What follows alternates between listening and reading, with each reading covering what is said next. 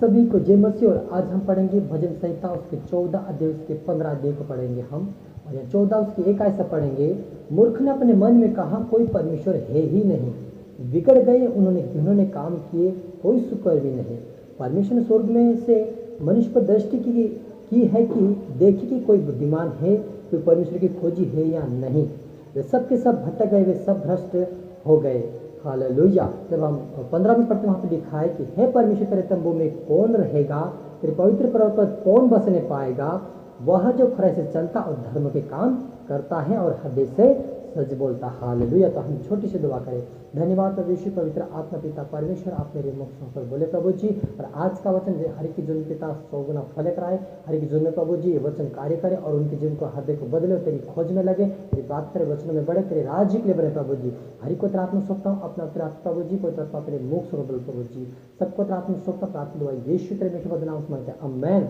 तो मेरे अजीजों, यहाँ पर दाऊद राजा कहता है कि मूर्ख ने अपने मन में कहा कोई परमेश्वर है ही नहीं।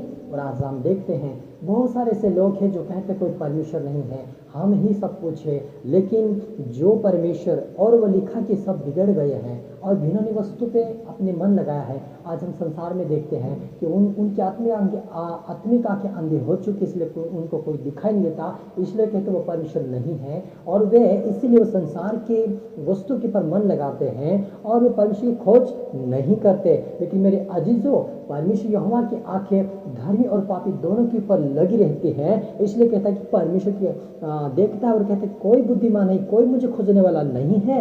लेकिन यहाँ पर जब हम 15 में पढ़ते हैं, वहाँ पर लिखा कि परमेश्वर के तंबू में कौन रहेगा, तेरे पवित्र पर्वत पर कौन बसने पाएगा। वह जो खरा से चलता और धर्म के काम करता है और हृदय से सच बोलता है, और जो अपनी जीभ से निंदा नहीं करता और ना अपने मित्र की बुराई करता और ना अपने पड़ोसी की निंदा सुनता। वह जिसकी दृष्टि में निकम्मा मनुष्य तुच्छ है, जो यहोवा के डरे हुए का आदर करता है, जो शपथ खाकर बदलता नहीं चाहे हानि उठानी पड़े, जो अपना रुपया ब्याज पर नहीं देता और निर्दोष की हानि के लिए घूस नहीं लेता। हालेलुया।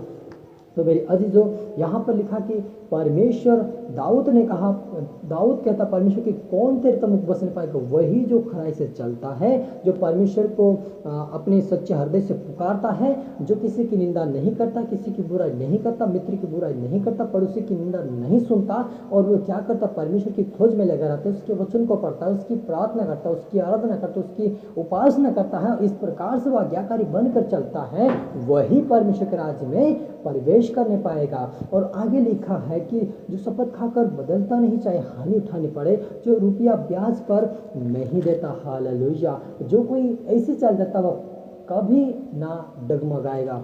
हालेलुया। तो मेरे अजीजों, जो कोई परमेश्वर से शपथ खाता है, हम जब भी परमेश्वर से प्रार्थना करता हम एक शपथ ले लेते हैं कि प्रभु मैं आज से अपने ये बुरी आदतों को छोड़ दूंगा, आज से मैं अपने कामों को छोड़ दूंगा। लेकिन वो कहीं ना कहीं फिर उस काम में फंस जाते हैं। वो इसलिए फंस जाते हैं कि वो परमेश्वर को नहीं पुकारते और उस परमेश्वर की आत्मा को नहीं बुलाता अपने जीवन में। तो मेरे अजीजों, आप और मुझे पवित्र आत्मा की जरूरत है। जब हम पुकारेंगे तभी आत्मा हमारे जीवन में वास करेगी। परमेश्वर हर एक के जीवन के पास आत्मा को भेजता कि उनकी मदद करे, लेकिन जब मदद करेगा जब हम उसको पुकारते कि पवित्र आत्मा हमारे जीवन में आ और हमारे ये स्वभाव, हमारा जीवन, हमारा सोच विचार बदल जाए, हमारी चाल चलन बदल जाए। इस प्रकार से जब हम प्रार्थना करते हैं तो परमेश्वर हमारी सुनता और हमारे लिए एक आत्मा भेजता है। और वो आत्मा आकर हमें दिन प्रतिदिन हमें सिखाते कि प्रार्थना कर, उपासना कर, तू बुराई से दूर है, तो किसी की निंदा मत करे, तू निंदा किसी की निंदा अगर कोई कर रहा हो और हम चले गए तो वहाँ से वो भी उठ कर वापस आ जाए, क्योंकि उसको ये पसंद नहीं आता, क्योंकि उसके अंदर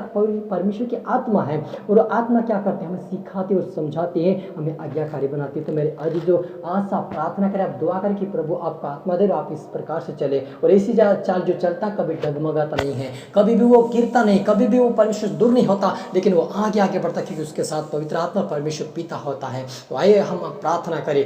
धन्यवाद सेना की हुआ परमेश्वर पिता, प्रभु जी आज से प्रभु ये आपके खोजी बने पिता। आपने कहा कोई भी मेरा खोजने वाला नहीं है, कोई भी मुझे मेरे ऊपर मन फिराने वाला नहीं, मेरी और कोई देखने वाला नहीं, कोई भी मेरी महिमा करने वाला नहीं है, लेकिन वही बसने पाएगा जो सच्चाई और खराई से चलता, मेरी उपासना करते, मेरी खोज में लगा रहता, वही आशीषित होगा। वो कभी डगमगाएगा नहीं। कहा आज प्रभु इनके जीवन में तेरी आत्मा अच्छा इनको सिखाए समझाए, तेरे स्वर्गीय राज्य के लिए बनाए मेरे पिता। इनके हर दिन के जीवन को बदल मेरे पिता। आज से तेरे आज्ञाकारी बनकर चले, आपके डर आपके भय में चलो, तेरे नाम की महिमा करे मेरे पिता। इनकी आत्मा प्रभु यीशु के नाम से पिता बचने पाए और तेरे स्वर्गीय राज्य के लिए बने मेरे पिता। आपके डर आपके भय प्रभु जी, सबको तेरा आत्मा सौंपता अपना प्रभु जी। प्रार्थना सुना आशीष किया, ब्लेस के धन्यवाद।